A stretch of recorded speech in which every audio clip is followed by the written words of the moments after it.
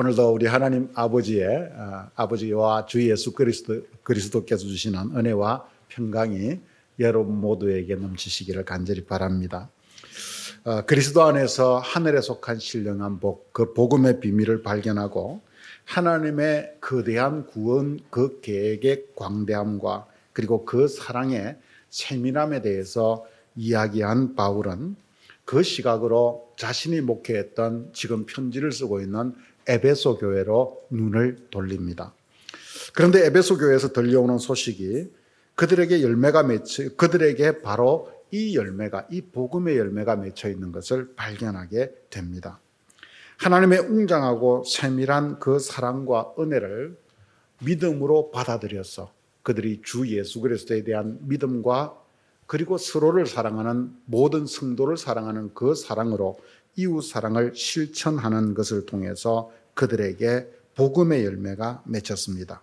그들은 복음의 비밀, 하늘의 신령한 그 복을 들음으로써 주 예수 그리스도를 믿고 한 걸음 더 나아가 자기들이 받고 경험한 하나님의 그 사랑을 교회 속에서 모든 성도를 향한 사랑, 바로 이웃 사랑으로 실천하고 있었던 것입니다.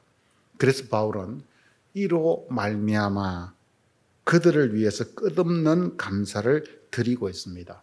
이 속에는 하나님의 사랑에 대한 감사, 그리고 그 사랑을 받아서 사랑의 열매로 살아가는 에베소 교회에 대한 감사, 이 두 가지가 함께 들어있다라고 했지요. 그래서 자신이 3년이나 머물면서 정성을 들여서 복음을 전했던 에베소 교회에서 들려오는 그 소식을 듣고 바로 그것을 보았으니 바울에게는 무엇보다도 이 감정은 각별하고 특별한 그런 감정이었을 것입니다.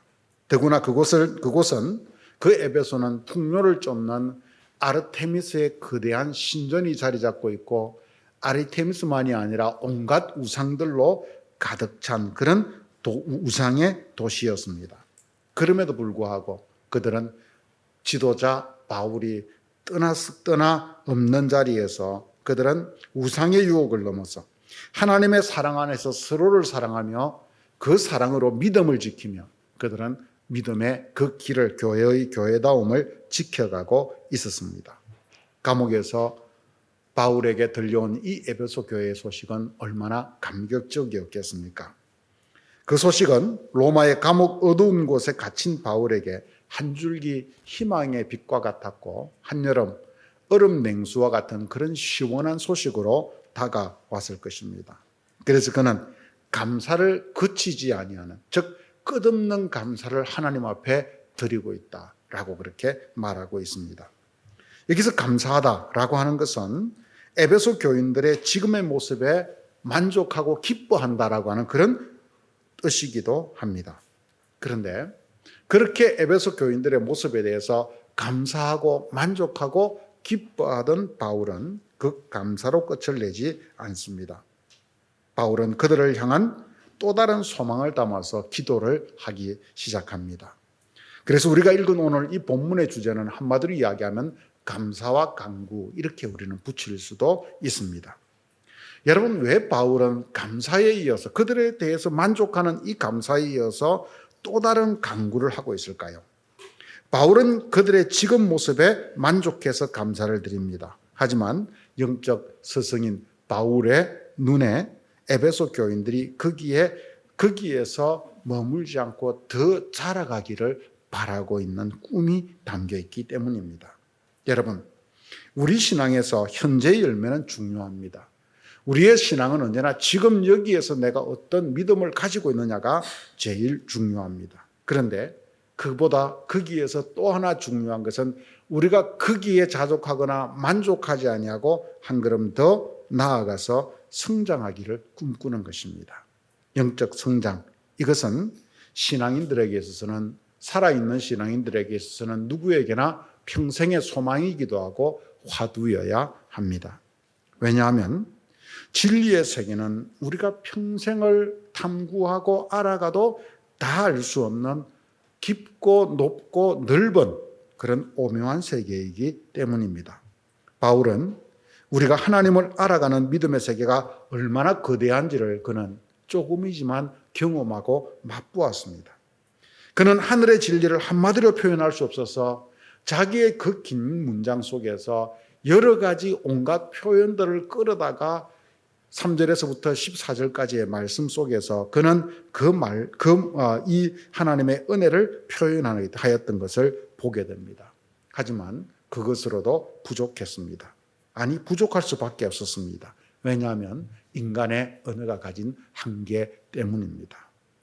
부활의 주님을 만나고 하늘의 신령한 복의 비밀을 깨달은 바울도 그래서 이 진리의 세계를 청량하면 청량할수록 더 깊고 오묘하다는 것을 알았기에 그는 빌립보서에서 이렇게 고백합니다. 내가 이미 얻었다함도 아니요 온전히 이루었다함도 아니라 오직 내가 그리스도 예수께 잡힌 바 된 그것을 잡으려고 달려가노라. 바울은 부활의 주님을 만나고 하늘의 복과 복음의 그 비밀을 깨닫고 그는 열정으로 곳곳에서 복음을 전하며 교회를 개척했고 3층천에 올라가는 개인적인 신비 경험을 하였던 사람입니다.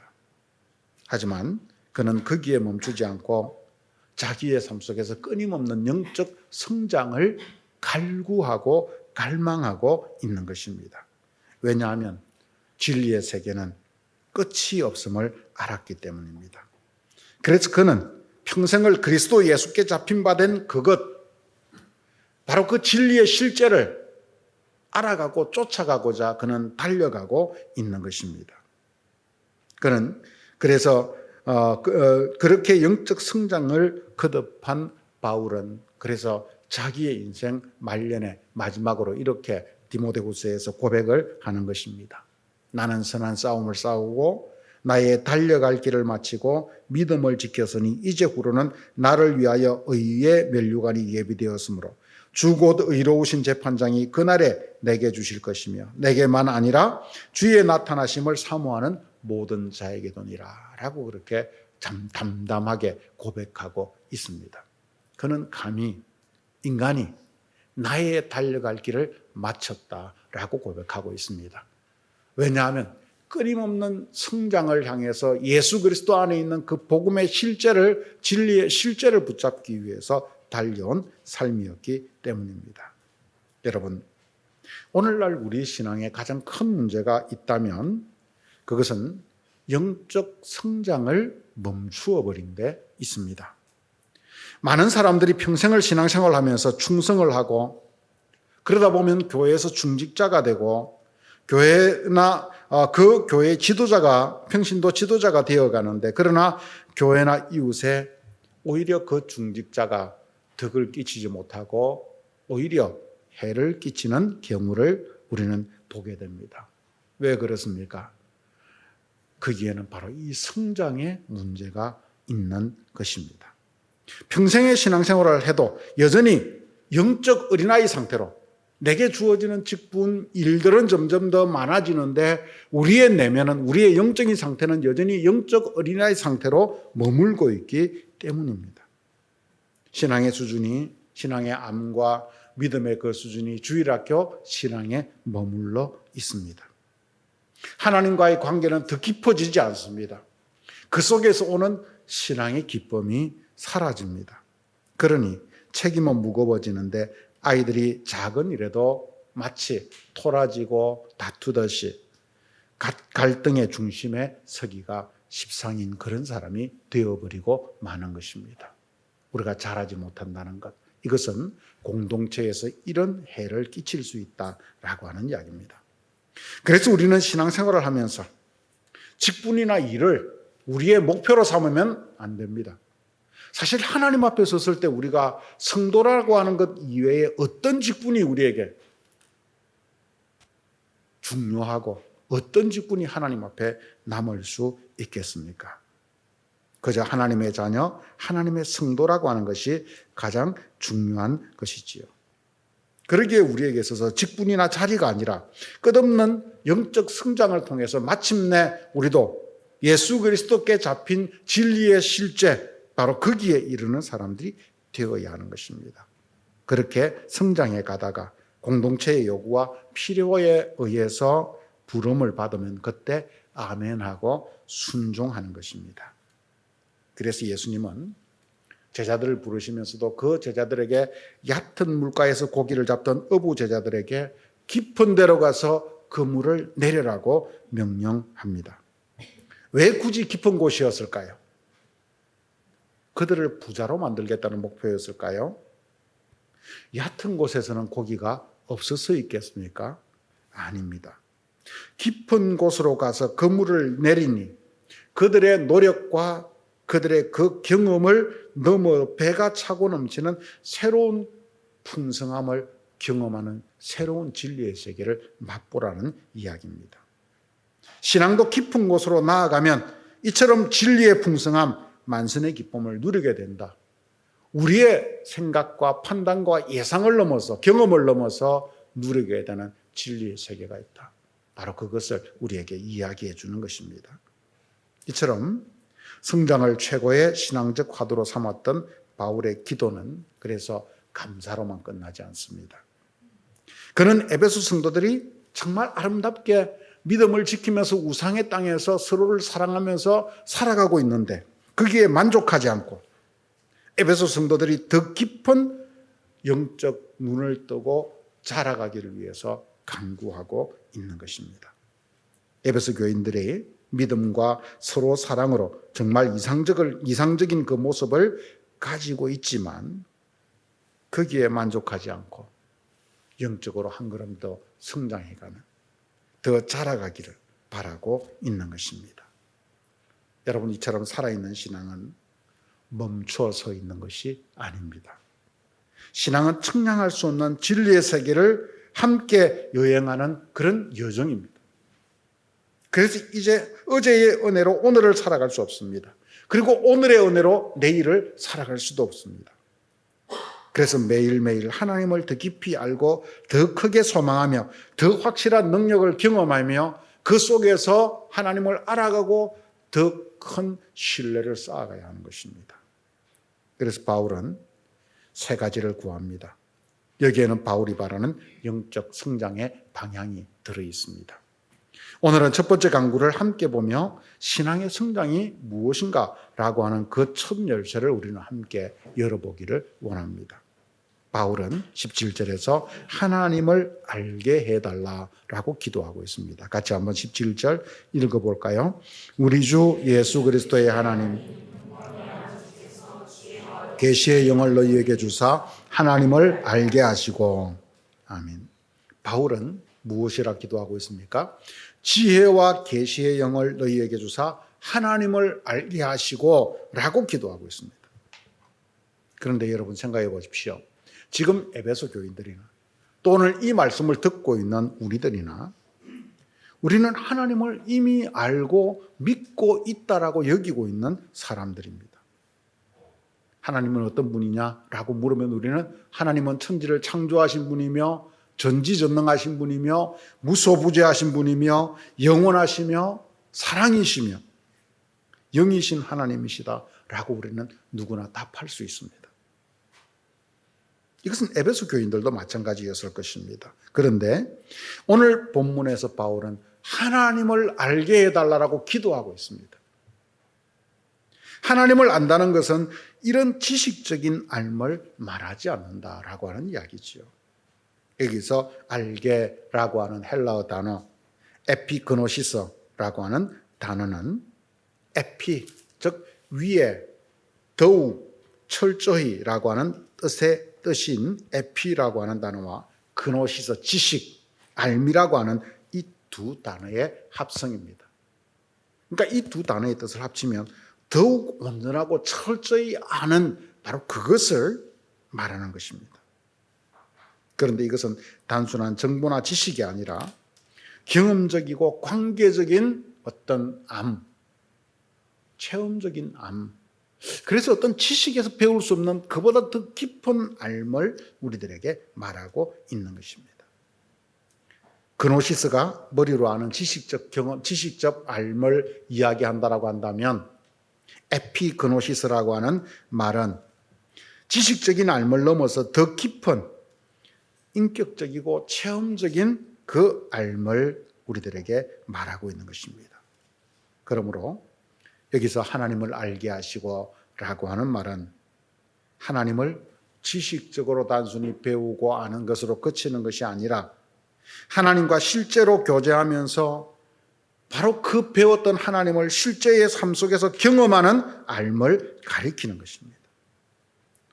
그래서 성경 몇 장을 외우고 우리가 어떤 교리적인 것들을, 교리에 대한 정보를 우리 가슴 속, 우리의 마음 속에, 우리의 머리 속에 우리가 쌓는 어떤 그런 것이 아니라 여기서 알다라고 하는 말은 하나님을 실제로 만난다. 그래서 그분을 경험한다. 그분과 인격적 관계를 맺고 있다. 이런 의미를 담고 있는 것입니다. 우리는 이런 삶을 우리의 인간의 관계 속에서도 얼마든지 찾아볼 수 있습니다. 친구나 부부의 그 관계 속에서도 찾아볼 수 있지요. 부부의 관계를 예를 들어 봅시다. 남녀가 만나서 연애를 하다가 마침내 결혼을 합니다. 그런데 함께 살아가다 보면 이 사람이 내가 연애 시절에 만났던 그 사람이 맞나? 라고 하는 생각을 가질 때가 많습니다. 이제 그 사람을 비로소 경험하여 알기 시작했기 때문입니다. 연애 시절에 알아왔던 것은 사실은 표피적인 것이었습니다. 그저 좋게 보여주는 포장해 있는 그 포장에 의해서 드러나 있는 화장도 예쁘게 하고 남자는 좀 더 고상하게 말도 하고 그런 것들에 둘러싸여 있는 그런 표피적인 삶이었습니다. 그래서 상대방의 학력이 어떻고 집안은 어떻고 가족관계는 어떻고 직장은 어떻고 그래 이런 지식적인 정보들을 통해서 그 사람을 만나게 되지요. 그런데 이 사람이면 됐다라고 생각해서 살아가다 보면 그 사람을 경험해 보면 그 모든 것이 껍데기에 불과했다라고 하는 것을 우리는 비로소 깨우치기 시작합니다. 그래서 함께 살면서 삶을 통해서 경험하면서 비로소 그 껍질 속에 들어있는 진짜 그 사람을 만나게 되는 것입니다. 친구도 마찬가지입니다. 오래 사귀다 보면 그 오래 사귄 친구가 좋다는 것이 그만큼 깊이 알고 있기 때문입니다. 서로를. 이처럼 하나님에 대해서도 마찬가지입니다. 우리는 하나님에 대해서 주일학교 때부터 교리적으로 배워왔습니다. 설교를 듣습니다. 그러나 우리가 알아야 될 것은 그것은 지식적 그노시스의 일뿐입니다. 거기에서 더 자라가서 우리는 하나님을 머리로 하는 것이 아니라 삶 속에서 경험하여서 알아가야 됩니다. 에피그노시스를 해야 된다는 말이죠. 기도하며 말씀을 듣고 묵상하고 고난 가운데서 하나님의 손길을 체험하면서 그리고 그 삶 속에서 나와 동행하는 하나님을 하나님이 전능하다고 했는데 진짜 전능하시네. 하나님이 나를 사랑한다고 했는데 진짜 사랑하시네 라고 하는 것들을 경험하면서 알아가야 된다는 말이죠. 그래서 그 신뢰를 더 깊이 쌓아가는 것입니다. 바울은 에베소 교인들이 바로 이런 신앙으로 눈이 열리고 자라가기를 원했던 것입니다. 여러분, 우리는 신앙생활을 하면서 우리 신앙의 열쇠가 뭔가, 핵심이 뭔가를 정말 잘 알고 있어야 됩니다. 우리 신앙생활의 핵심은 지식도 열심도 혹은 우리가 교회에서 하는 어떤 일이나 봉사 등등이 아닌 하나님을 만나고 그 하나님을 믿는데 우리 믿음에 초점이 있다는 것을, 즉 하나님과의 관계에 초점이 있다는 것을 우리는 알아야 합니다. 그 사람과 깊은 관계를 가진다는 것은 그 사람을 더 깊이 알아가는 것이지요. 그래서 우리의 신앙의 성장은 하나님을 보다 더 깊이 경험하고 더 온전하게 알아가는, 경험해가는 바로 그런 여정입니다. 그래서 하나님이 그러하다라고 하는 것을 들었던 머리에서 하나님이 정말 그런 분이구나 라고 하는 것을 만나게 되는 우리의 가슴, 우리의 손발로 하나님을 만나는 장면이, 하나님을 만나는, 하나님을 경험하는 것이 내려와야 됩니다. 에베소서와 쌍둥이 서신인 골로새서 1장 10절에서는 그래서 하나님을 아는 것이 점점 자라게 하시고 라고 말합니다. 하나님을 아는 것이 자라게 해달라는 겁니다. 우리의 신앙의 성장은 다른 데 있지 않고 하나님을 더 깊이 알아가는 데 있다는 것입니다. 온 몸과 마음을 다해서 그 하나님을 알아가고 그래서 그 하나님을 사랑하고 더 깊이 신뢰하는 것, 바로 이것이 우리 신앙의 중심입니다. 그래서 바울은 우리의 신앙생활에 하나님을 날마다 더 깊이 경험하고 알아가게 해달라고 기도하는 것입니다. 그런데 하나님은 우리의 입장에서 알 수가 없지요. 왜냐하면 하나님은 영이신 분, 즉 초월적 존재이기 때문입니다. 소위 우리 인간이 인지할 수 있는 것은 오감을 통해서 우리는 모든 것을 아웃풋, 즉 바깥의 지식들을 우리 안으로 끌어들입니다. 그런데 그 오감으로는 하나님을 알 수 있는 방법이 우리 인간에게는 없습니다. 차원이 다른 것이지요. 그래서 피조물인 인간이 창조주이신 하나님을 아는 것은 하나님께서 당신을 알려주실 때만 가능한 것입니다. 우리는 그것을 계시라고 부릅니다.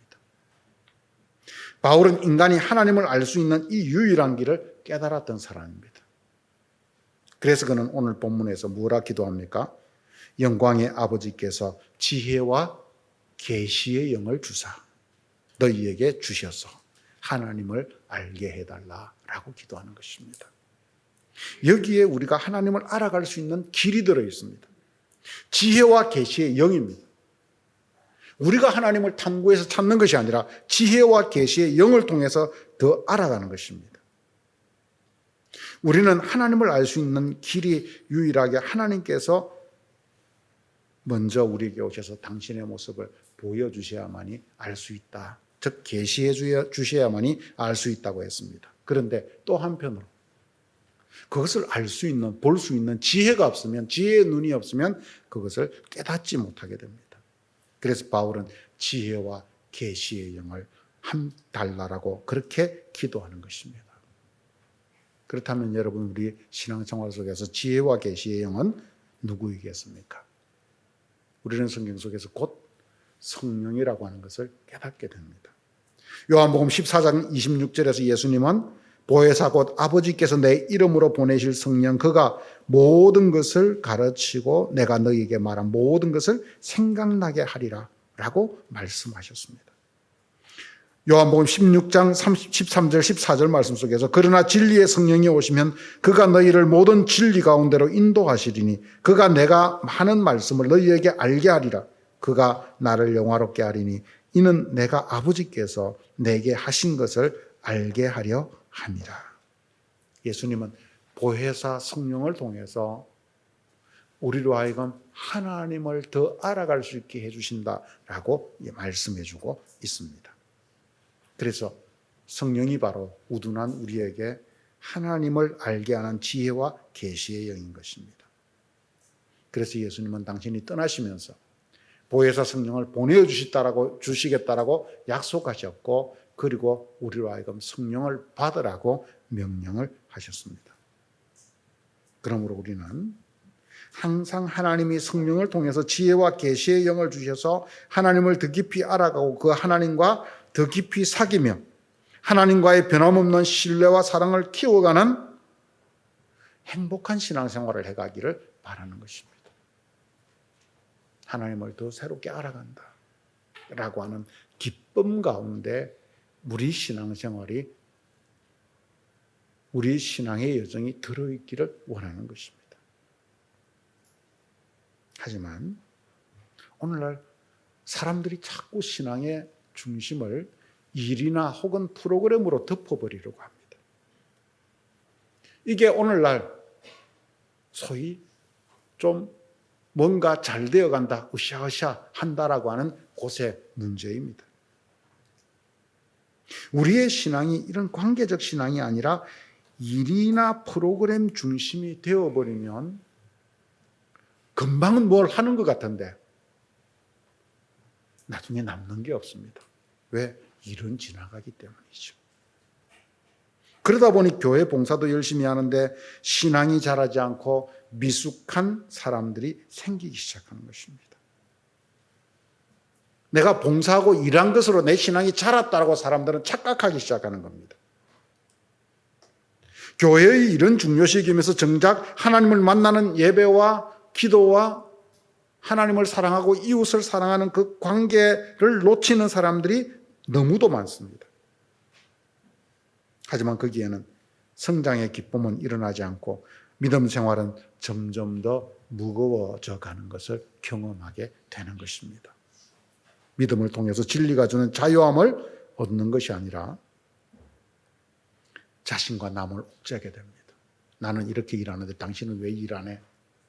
나는 이만큼 신경 쓰는데 왜 당신들은 왜 신경을 안 써? 이런 상황이 되어버리고 만다. 그러다가 자신 스스로 지쳐버리고 마는 것입니다. 왜? 위로부터 오는 영적 공급이 없기 때문입니다. 그런데 여러분, 이런 어떤 신앙의 착각은 우리들만의 문제가 아니라 초대교회의 문제이기도 했던 것을 발견합니다. 그래서 히브리서 기자는 성도들의 모습을 보면서 이렇게 한탄하듯이 말씀합니다. 한탄합니다. 때가 오래되었으므로 너희가 마땅히 선생이 되었을 터인데 너희가 다시 단단한 음식은 못 먹고 젖이나 먹어야 할 처지가 되었도다. 초대교회 성도들도 믿음이 자라가지 않고 오히려 다시 어린아이 상태로 머물러 있는 그런 경우가 있었다는 이야기입니다. 정말 안타까운 일이죠. 사랑하는 성도 여러분, 우리는 성장해가는 신앙인들이 되어야 됩니다. 우리가 신앙생활을 하면서 이 화두를 붙잡아야 됩니다. 성장을 통해서 하나님을 더 깊이 알아가는 기쁨 속에서 살아가는 관계적 신앙을 우리는 가져야 됩니다. 그래서 믿음 성장의 첫째는 하나님을 더 깊이 알아가는 것이다. 바울은 우리들에게 그렇게 강구하고 있는 것입니다. 깨우쳐주고 있는 것입니다. 그것을 찾아가게 하는 겁니다.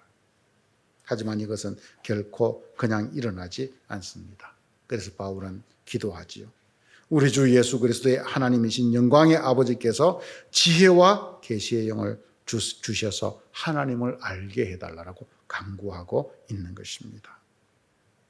우리가 하나님을 알아간다는 것은 하나님에 관한 단순한 지식, 그노시스가 아니라 하나님과 함께 동행하며 얻게 되는 더 깊은 그런 경험적인 에피그노시스입니다. 하지만 피조물인 우리는 초월자인 하나님을 알 수 없기에 지혜와 계시의 영이신 성령의 인도와 그 계시를 강구하며 성령 안에서 살아가야 하는 것입니다. 그럴 때 지혜와 계시의 영이신 성령께서 우리를 마침내 진리 가운데로 이끄시고 깨우치시고 그래서 우리로 하여금 참된 신앙의 기쁨, 바로 그 자리에 이르게 하시는 것입니다. 성령 안에서 하나님에 관한 지식을 넘어서 살아계신 하나님을 경험하고 날마다 새롭게 알아가는 기쁨, 이것이 저는 우리 신앙의 여정, 우리 신앙의 길이 되기를 바랍니다. 그래서 하나님과의 관계에서 오는 기쁨, 그 속에서 자유함을 누리며 하나님 사랑과 이웃 사랑의 계명을 우리 삶 속에서 완성해가는 바로 그런 주인공들이 될 수 있는 여러분들 되시기를 주님의 이름으로 간절히 축원드립니다. 같이 기도하겠습니다. 하나님 아버지 은혜를 감사합니다. 오늘도 저희들에게 귀한 시간을 주셔서 오늘도 하나님의 말씀을 우리 모두가 상고하게 하시니 감사합니다. 오늘도 이 말씀을 통해서 우리 자신들의 모습을 돌아봅니다. 하나님, 오늘 바울은 에베소 교회의 그 믿음과 사랑의 열매로 인해서 감사했지만 거기에 만족하지 아니하고 그들을 위해서 간구합니다. 그것은 그들의 믿음의 성장을 위한 것이었음을 우리는 바라봅니다.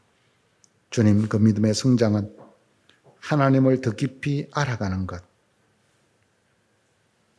바로 그 하나님과의 관계가 더 깊어지는 것, 그 신뢰가 더 쌓이는 기쁨, 바로 그것이라고 하는 것을 오늘 우리에게 보여주셨습니다. 하나님, 우둔하고 아둔한 저희들에게 지혜와 계시의 영을 주셔서 우리가 날마다 하나님을 더 깊이 알아가는 기쁨이 우리 삶 속에 있도록 도와주시옵소서.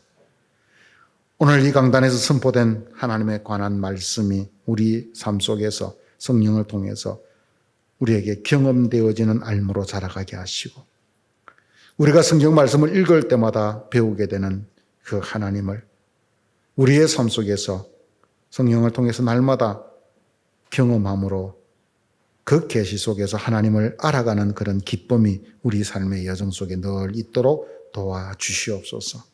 그래서 우리 곡강의 성도들은 정말 하나님 앞에서 하나님과의 그 관계 속에서 하나님을 알아가는 데서 믿음이 자라가는 그런 주인공들이 되도록 인도하여 주시옵소서. 예수님의 이름으로 기도드렸습니다. 아멘.